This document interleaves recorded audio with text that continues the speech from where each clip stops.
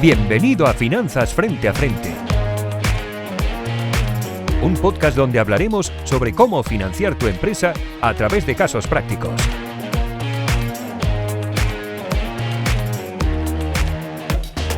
Bienvenidos al podcast de Finanzas Frente a Frente. Soy Jordi Altimira, partner de Lánzame y de Advisor.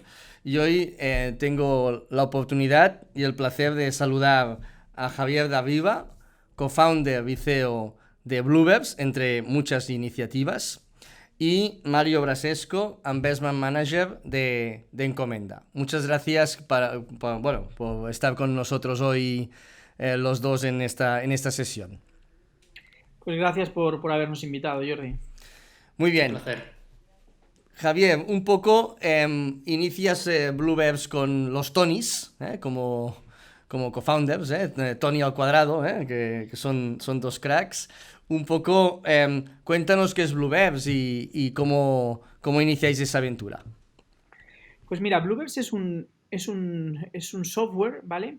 De sales engagement, ¿vale? Que lo que ayuda es a que los vendedores sean más eficientes haciendo su trabajo, y también de sales enablement, es decir, que sean más eficaces, ¿vale? Entonces, les damos una herramienta. La visión que nosotros tenemos es que los CRMs es una buena herramienta para tener toda la información del cliente en una base de datos y crear ciertos procesos, pero no son la mejor herramienta para que el vendedor en su día a día realice sus actividades, ayudarlo a vender. Y Bluebirds lo que está haciendo es eso. Básicamente es una herramienta de sales engagement y sales enablement para hacer a los vendedores más eficientes, que puedan hacer más cosas en menos tiempo y más eficaces, que conviertan más.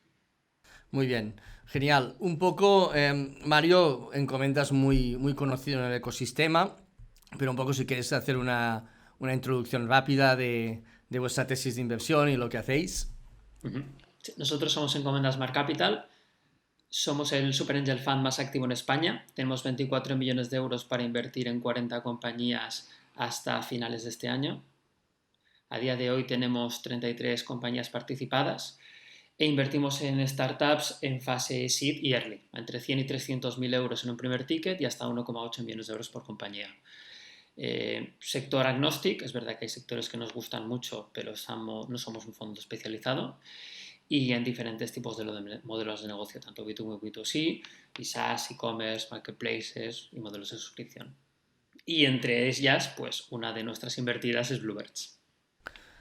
Y qué invertida, A nosotros esto no invertimos aquí, todavía nos cuece esto, todavía nos cuece. Pues bueno, como mínimo somos clientes de la herramienta que va muy bien.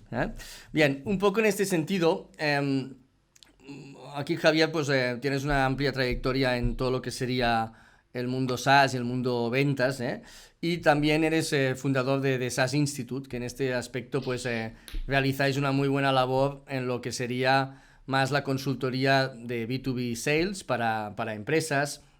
En este sentido, un poco de allí sale la iniciativa de Bluebirds, ¿no? Es decir, os dais cuenta que un poco con toda la metodología de Aaron Ross, de Predictable Revenue, esa visión de separar el SDR de lo que sería el Account Executive, el SDR necesita una herramienta y la personalización de lo que sería un CRM como por ejemplo Salesforce lo hace muy costoso, ¿no? Entonces vemos la tendencia en varios SaaS de que empiezan con una actividad de consultoría o servicios, lo que les permite en escala 1:1 ver funcionalidades y pains que los clientes tienen, ¿no? Un poco, ¿tú recomendarías esa trayectoria en un SaaS?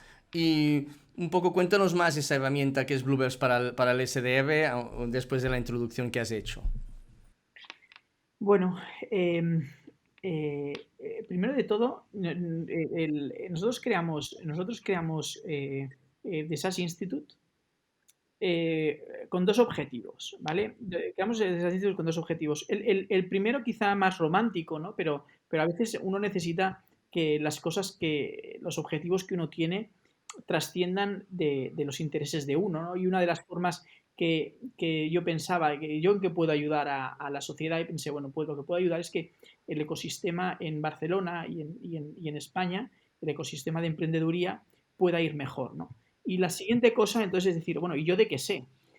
Y de lo que sabía era de escalar un equipo de ventas en B2B, ¿no? Y lo que yo me daba cuenta es que yo cometí como una serie de errores y tardé cierto tiempo en montar un sistema de ventas que funcionara y que escalase, ¿no? Y cuando lo ves hacia atrás, piensas, hostia, esto es A, B y C, es decir, no tienes por qué cometer esos errores, puedes ir mucho más rápido si sabes directamente el camino, ¿no?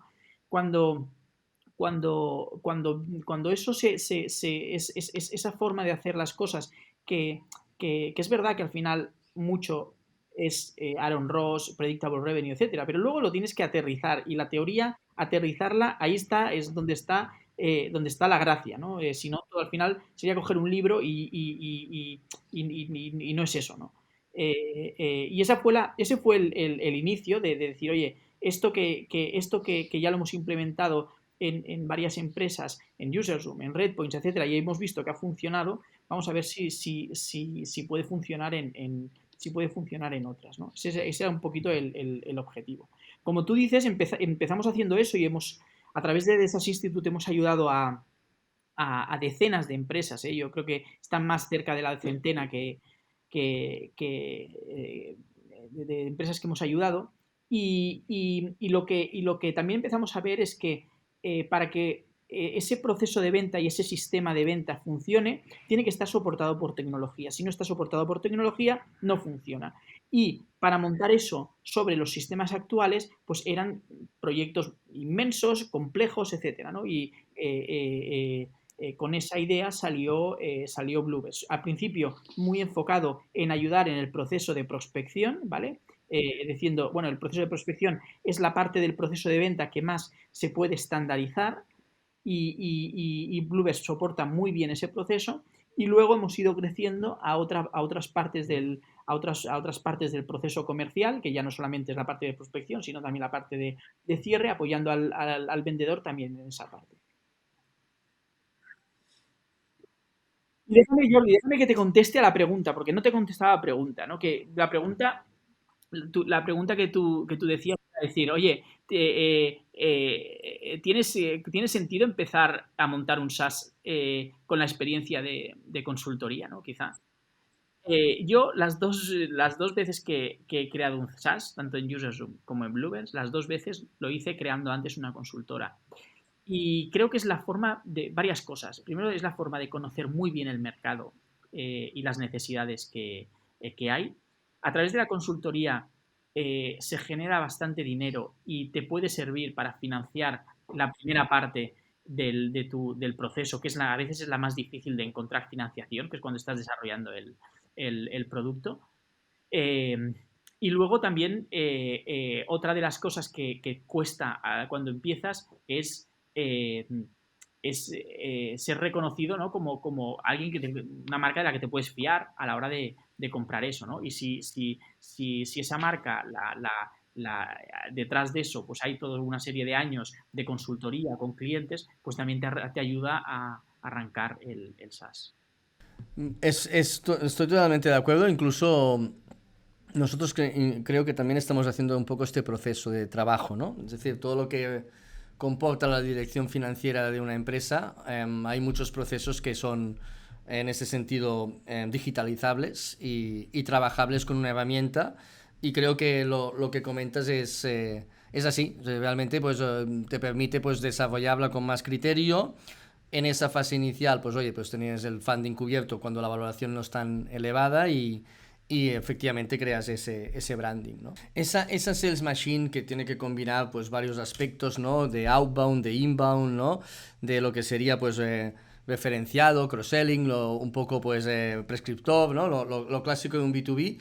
Pues esa combinación sobre todo de outbound y inbound es una combinación que tenemos que hacer muy basada en pricing lifetime value, en base a ligarlo a un coste de captación, para poner un poco extremos, ¿no? Pues si quizás Salesforce es más para cuando va corporate, es más outbound, y Holded, que tiene un ticket más pequeño, es más inbound en cuanto a proceso de captación por el lifetime value asociado. Un poco cómo veis esa combinación, si...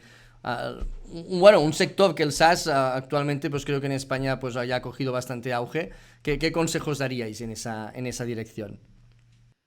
Yo creo que el mix de inbound y outbound está relacionado, como comentas, por el ticket medio que sacas por cliente, pero yo creo que sobre todo está condicionado por la madurez del mercado. Es decir, si estás en un mercado que es inmaduro, que estás innovando mucho, aunque tu ticket sea pequeño, es muy difícil que consigas algo de inbound, porque la gente no va a ir a buscarte, porque no sabe tampoco, no sabe, seguramente no sabe que tiene un problema, y si sabe que tiene ese problema, no sabe que el mercado se lo soluciona.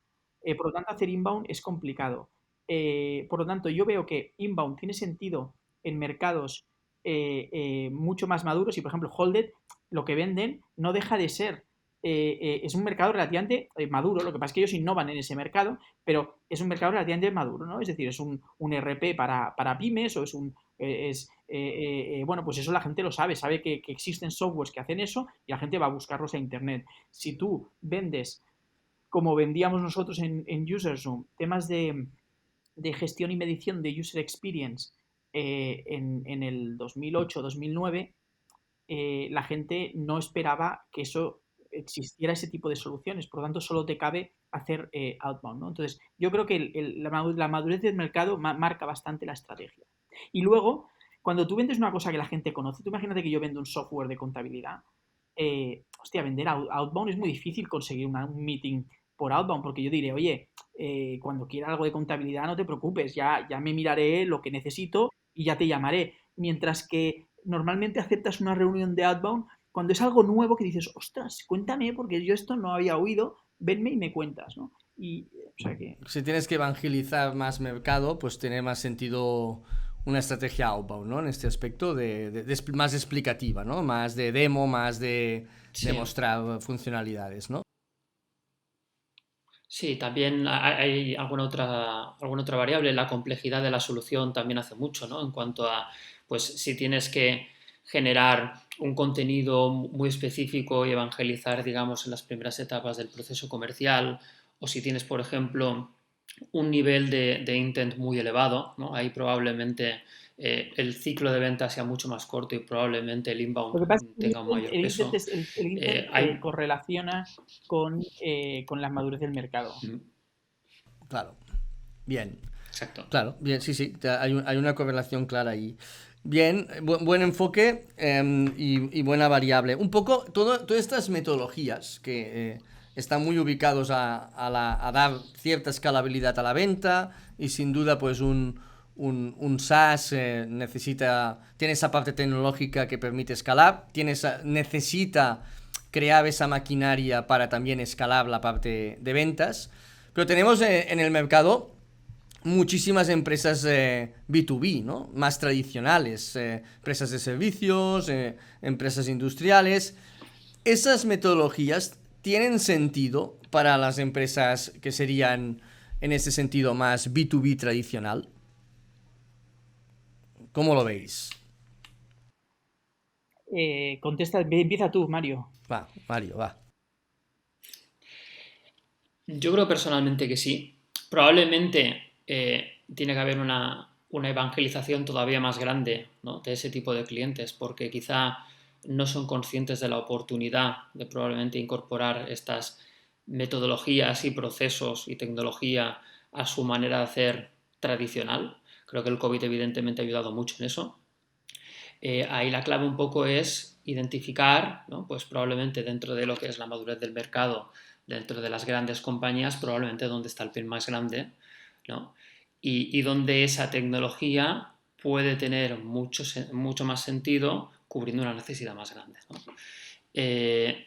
Ahí seguramente Javi pues, pueda tener una opinión como mucho más específica de eso, pero sí, yo creo que evidentemente cualquier proyecto como Bluebirds, ¿no? Que apoye con tecnología, procesos, KPIs a una empresa tradicional, evidentemente va a hacer que los resultados de esa compañía mejoren de forma muy Sí, sí, yo sustancial. en la línea de lo que comentas, o sea, hay cosas que son mejoras en el proceso que son obvias, ¿no? Es decir, dividir prospectar de cierre, pues es una mejora en el proceso, es la especialización, eso lo ha habido en todas las industrias. Cuanto más te especializas, mejor eres en cada parte del proceso. Por lo tanto, yo creo que esa mejora, yo creo que llegará a otras. Y luego, eh, poner tecnología poner tecnología en el proceso de ventas, pues también, o sea, y al final la tecnología lo que va a hacer es una cosa que yo creo que la gente que está en ventas lo entiende rápidamente. Si con tecnología lo que vas a hacer es tener más actividad, pues obviamente más actividad normalmente acaba redundando en mayores ventas. Si con tecnología vas a mejorar el contenido y el mensaje, pues vas a tener mayor conversión. Por lo tanto, al final, yo lo veo dentro de ese proceso de digitalización del proceso de ventas. Al final, y eso acabará llegando a todas las industrias. Es interesante. Yo un poco lo que puedo corroborar como experiencia propia, como empresa más de servicios, es que tiene todo el sentido, ¿no? Yo lo descubrí gracias al podcast, Javier, que hiciste con Bernat en ITNIC, un poco, y dije, hostia, esto tiene que... Y realmente es apasionante el mundo de la venta, ¿no? Es decir, eso te lo dice un ingeniero, ¿no? Pero dices, realmente hay... No es bueno, nada en lo mercantil es una ciencia exacta, ¿no? Y la venta tampoco, pero te das cuenta de la cantidad de metodología que puede haber, ¿no? Y eso lo hace muy interesante. Luego, evidentemente, la variable persona, como en cualquier aspecto, influye, ¿no? Pero realmente hay mucha más metodología que quizá muchas veces nos imaginamos, ¿no? Esto no es un arte, una idea feliz, hay realmente método y proceso a implementar y finalmente experiencia, ¿no? Y eso yo lo encuentro apasionante a lo que os dedicáis. Realmente es muy chulo probar y fallar y ver, ¿no? Ese testing es muy guapo realmente. Creo que la innovación la innovación en nuestro approach, pero lo mismo que nuestro approach en el de Predictable Revenue y el de muchos otros, ¿eh? Es pasar de un concepto de ventas yo pienso de Camacho como entrenador de fútbol, ¿no? Simplemente basado en el coaching y en el animar, ¡ey, vamos, va, hay que vender, va, joder, no sé qué! A decir, no, señores, esto tiene más que ver algo más con una ciencia, con un proceso, con una medición, con que con el ánimo del vendedor, que también es muy importante, que es al final, ¿eh? Pero yo creo que es el cambio, ¿no? De decir, hasta hace nada el director comercial era un gran coach, un gran animador, y yo creo que se ha sofisticado las ventas, y aparte de eso, porque creo que eso es importante para cualquier líder, aparte de eso, hay todo un proceso, una tecnología, unas mediciones que tienes que llevar a cabo, etcétera. Aquí, si me permites, Jordi, te pongo el ejemplo de Encomenda, porque yo creo que Javi ha dado en el clavo con cómo pasar del proceso de transición más venta muy orientada a lo personal, a la motivación, etcétera, a una metodología mucho más de procesos, ¿no? En nuestro caso, evidentemente tenemos dos partners que por la manera de ser generaban mucho deal flow. Llega el COVID, se paran los eventos y nos encontramos en una tesitura de que no recibimos proyectos, porque precisamente, ¿no? Tanto Uriol como Carlos no pueden asistir a según qué tipo de conferencias, no pueden mostrar todo su carisma, y eso hace que recibamos muchas menos compañías. Ahí pasamos a una metodología mucho más orientada a tecnología, donde nos distribuimos por roles, donde hacemos mediciones semanales, listados de outbound específicos para el tipo de proyectos que vamos a invertir en cada momento de nuestro ciclo de inversión, y eso evidentemente se traduce no solamente en mejores resultados, sino en una menor dependencia de los mismos al tipo de personas que tenemos. Y yo creo que esa es la clave a la hora de Yo creo que es escalar muy una interesante compañía. lo que comentas, porque creo que el Venture Capital, que bueno, al final no deja de ser un approach B2B, ¿no? En la captación de deal flow, y yo observo que el Venture Capital en general está trabajando, está creando cada fondo un poco una sales machine a su manera, ¿no? Y tienes algunas iniciativas como la vuestra a nivel de contenido, de inbound, el propio Samuel Hill en JME, ¿no? Que también hace un contenido pues excelente, ¿no? Es decir,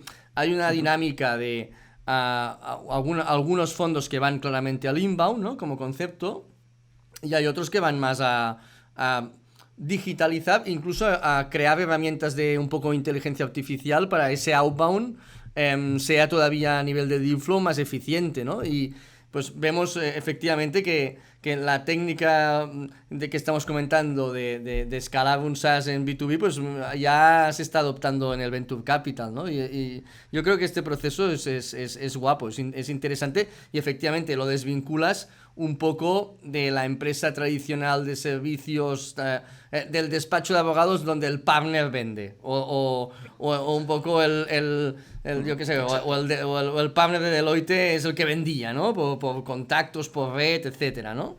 Correcto. Sí, sí. Y que entonces, entonces no puedes escalar porque esa persona tiene 24 horas al día. Ese es el problema. Totalmente. Un poco, Mario, cuando observasteis el proyecto de Bluebirds, hostia, claro, es que vosotros lo observasteis, nosotros no, ¿eh? Si lo hubiéramos observado, cachis, un poco, claro, con la trayectoria de Javier entre User Zoom, ahora con la ampliación de capital tan importante que habéis logrado, ¿no? Y un poco la trayectoria de sus socios. Era un gran equipo, pero ¿por qué más os decidisteis a invertir en el proyecto en este sentido? Bueno, la verdad que a Javier lo conocemos desde hace bastante tiempo y tenemos la suerte de tenerlo como miembro del comité de inversiones de Encomenda. Así que por la parte personal y evidentemente también con Tony, pues teníamos que invertir sí o sí. Da la casualidad de que más por la parte de mercado, yo personalmente era una industria que conocía un poquito, conocía a otros competidores como eran Outreach y Salesloft y sabía que eran empresas muy grandes que estaban consiguiendo resultados muy muy interesantes y que la parte de profesionalización del prospecting era algo que en Estados Unidos había crecido mucho y que en Europa todavía faltaba por hacer.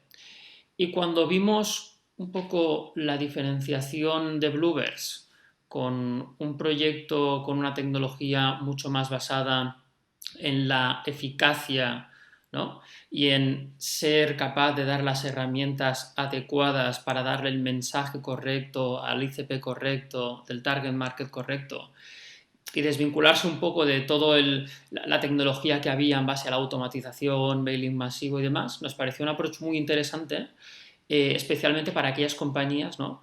B2B que atacaban a clientes donde no te puedes permitir fallar. No puedes permitirte lanzar el mensaje inadecuado porque entonces pierdes una gran cuenta y eso te hace el mes, ¿no? Entonces, ese approach unido al equipo, unido a un poco la historia que nos acompañaba juntos, pues nos sentíamos obligados emocionalmente a invertir en Bluebirds y desde luego seguimos súper Totalmente, contentos. no me extraña que no estéis contentos, ¿eh? Claro. Un poco, para cerrar me gustaría haceros una pregunta también a los dos, que creo que tenéis experiencia en este ámbito y creo que es relevante e interesante. Un poco entender el papel que juega los fondos de Venture Capital Internacional, que en los últimos años pues hemos visto que están muy activos en lo que sería todo el ecosistema español, ¿no? En este sentido, Javier, pues tenéis desde User Zoom y también en Bluebirds, pues la presencia en ese sentido de inversores internacionales, y un poco pues también, Mario, pues habéis coinvertido con estos fondos también, ¿no? ¿Qué creéis que aporta un venture capital internacional en países donde quizá pues hay una mayor madurez en venture capital por trayectoria y años? En base un poco a vuestra experiencia, ¿cuáles son los puntos que son positivos? Va, A ver, Javier, si quieres empezar. sí, empiezo. La primera cosa es que tanto en UserZoom como en Bluebird nosotros nacimos con una vocación internacional, ¿no? Entonces tú al final dices, a ver, si eres internacional significa que tus clientes tienen que ser internacionales, que tus empleados tienen que ser internacionales y que tu consejo y tus accionistas tienen que ser internacionales. Por lo tanto, es una pata que yo creo que tienes que tener si naces con vocación internacional. Esa es la primera, ¿no? La segunda es que al final uno de los valores de tener venture capital en tu empresa es todas las conexiones, el network a todos los niveles que te dan, ¿no? Es decir, a la hora de encontrar, a la hora de irte por una ronda superior a la que has hecho, ayudarte a buscar los inversores, presentarte a clientes, presentarte a futuros empleados, etcétera, etcétera, ¿no? Entonces, el tenerlo internacional, hombre, si es importante para ti otros mercados, pues eso también te va a ayudar. Y luego al final depende mucho de la persona concreta que tú tengas en el consejo y depende, o sea que eso ya no, yo no creo que depende tanto no creo que dependa tanto de las nacionalidades, sino del background que tenga esa persona, del feeling que tengas con esa persona, de lo motivado que esté con tu empresa, que también eso es muy importante, tal. Por lo tanto, yo ahí sí que desmitificaría. Yo creo que hay venture capitals españoles buenísimos que a tenerlos en el consejo es un lujo y aportan mucho. Y yo ahora, por ejemplo, en Encomenda estoy contentísimo, en Bluebers estoy contentísimo con los board members que tengo. Y sin embargo, yo he estado en otros consejos de otras empresas con inversores internacionales que no aportaban absolutamente nada y a lo mejor, o sea, que bueno, que hay pros y hay contras. Y lo que sí que recomiendo, yo creo, es que el tema de los inversores internacionales llegue en el momento en el que tiene que llegar, porque al final aunque uno nace con vocación internacional, tu primer mercado al principio es el mercado doméstico donde has empezado, ¿no? Y ahí es donde necesitas, yo creo, apalancarte sobre el ecosistema de inversores de tu país. Yo creo que no, en etapas muy iniciales, yo no recomendaría un fondo internacional. Luego sí, ¿eh?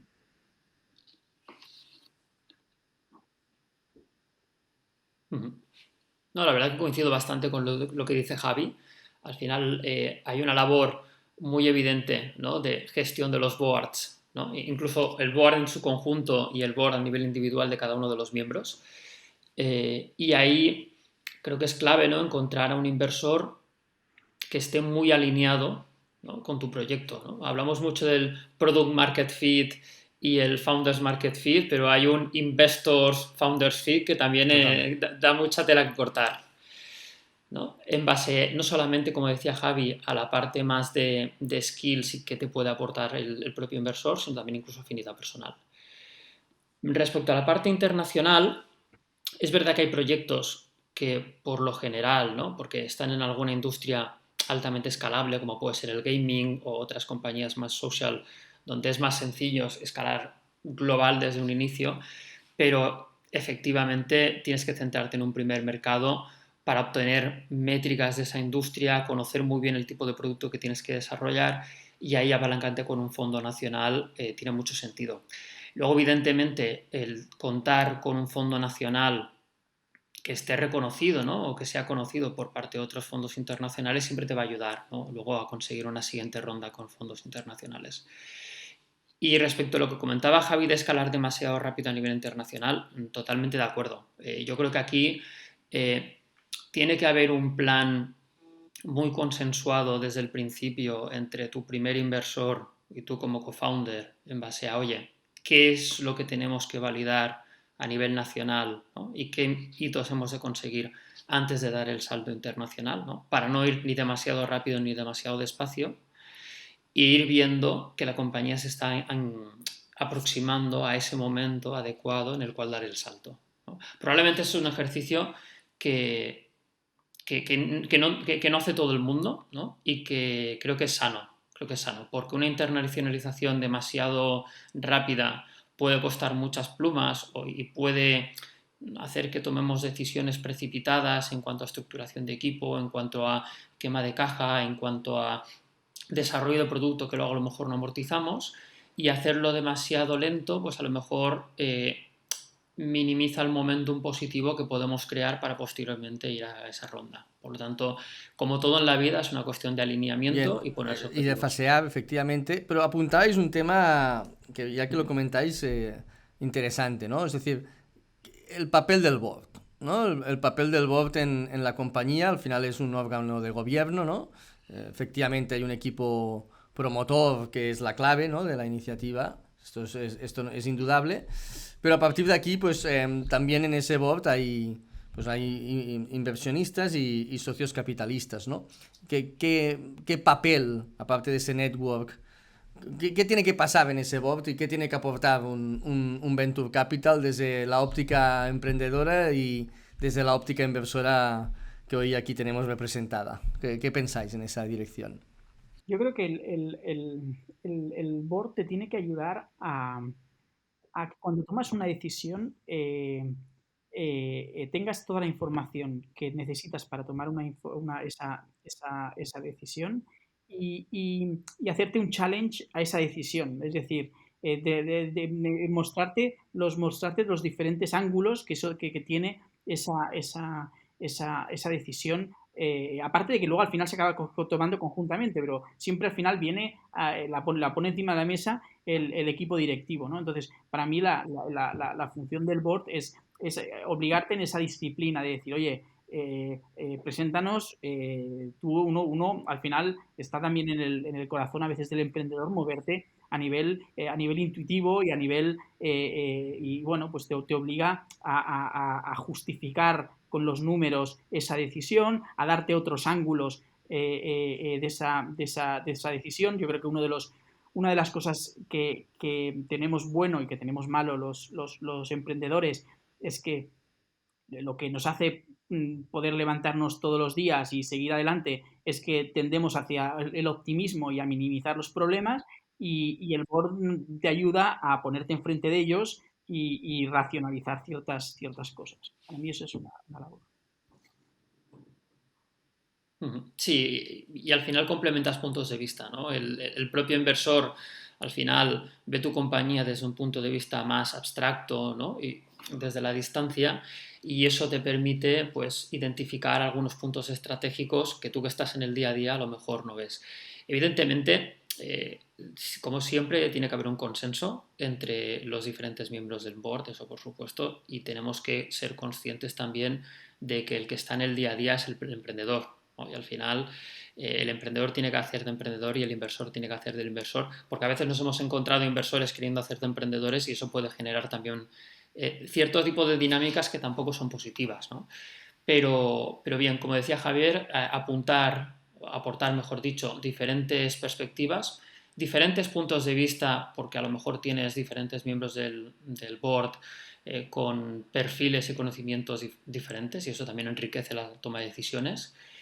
Y por lo general, incluso apoyo, ¿no? Porque a veces hay decisiones que hay que tomar que no son fáciles y creo que el buen inversor, no solamente el que está ahí para guiar cuando hay que tomar decisiones de crecimiento, de internacionalización y demás, sino también apoyar, si me permites, emocionalmente, ¿no? En la toma de decisiones que probablemente no sean tan fáciles. Oye, para la pues empresa.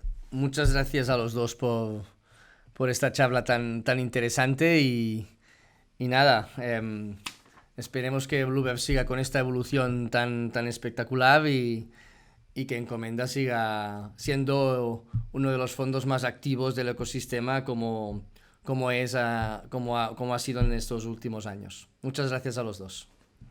Muchas gracias a ti. Muchas Chao. gracias.